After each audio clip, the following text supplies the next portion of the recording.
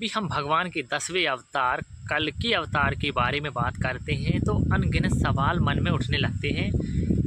कई लोगों का कहना है कि भगवान जो कल्कि का अवतार है वो हो चुका है, उत्तर प्रदेश में हो चुका है। और कई लोगों का मानना ये भी है कि क्या इससे पहले भी भगवान जो कल्कि है वो अवतरित हो चुके हैं इस पृथ्वी पर। और ये भी मानना है कि यदि भगवान कल्कि का अवतार होगा तो कब तक होना है। कई लोगों का मानना है कि 5000 वर्ष बीत चुके हैं तो भगवान कल्कि का अवतार होना है। लेकिन कई लोगों का मानना है कि भगवान जो कल्कि हैं वो कलयुग के अंत पर इस धरा पर अवतरित होंगे। कई लोगों का मानना ये भी है कि कलयुग का अंत हो चुका है। कई लोगों का मानना ये है कि अभी 4,32,000 हैं कलयुग के जो वर्ष हैं वो रह गए हैं और लगभग 5,500 वर्ष लगभग पूरे हुए।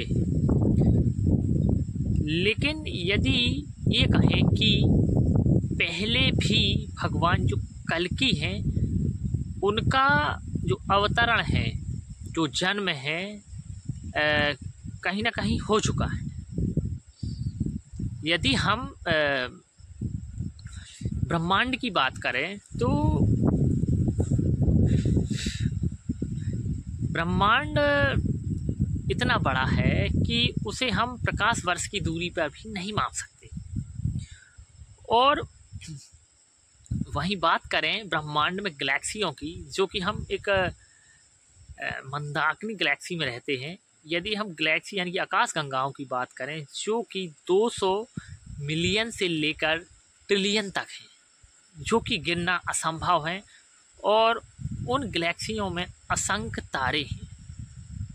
तो यह संभव नहीं कि इन मिलियन गैलेक्सियों में अलग अलग पृथ्वियाँ हो सकती हैं और इन्हीं पृथ्वियों पर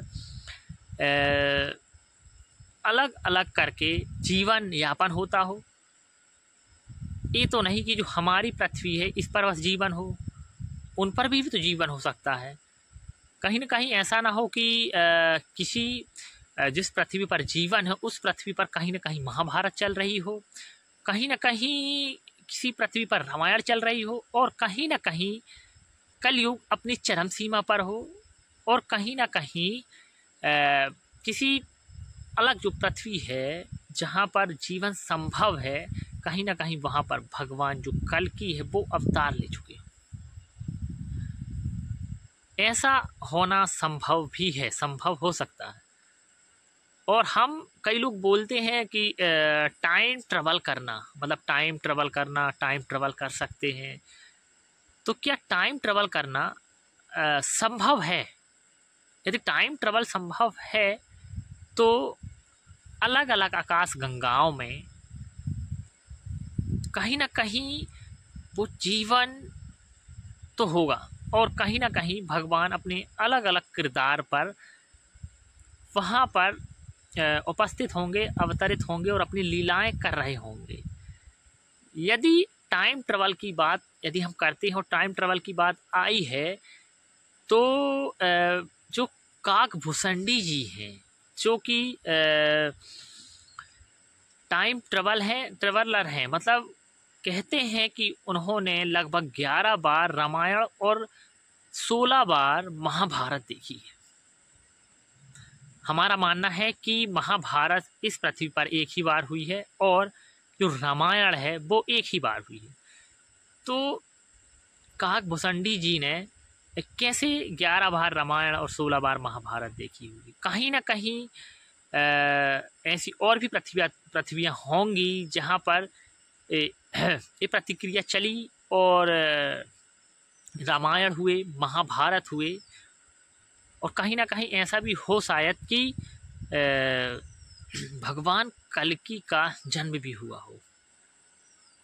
यदि भगवान कल्कि की जन्म की बात करें तो भगवान कल्कि पहले से ही, मतलब पुराणों में लिखा है कि भगवान कल्कि संभल ग्राम में अवतरित होंगे और किसी एक मतलब पंडित के घर में उनका अवतरण होना है। और उनका अवतरण तब होगा जब कलयुग है जो अपने चरम पर होगा, मतलब इंसानियत ख़त्म हो चुकी होगी, कली पुरुष का जन्म हो चुका होगा, फिर उसके बाद भगवान कल की अवतार लेंगे, उनका वाहन सफ़ेद घोड़ा होगा, उनके जो गुरु जी हैं परशुराम होंगे, और उनका जो साथ है वो अश्वत्थामा देंगे। जितने चिरंजीवी हैं, 7 चिरंजीवी हैं, वो सारे के सारे इनके साइड से युद्ध करने वाले हैं। और जो कली पुरुष है वो बहुत ही शक्तिशाली है, क्योंकि इसके साइड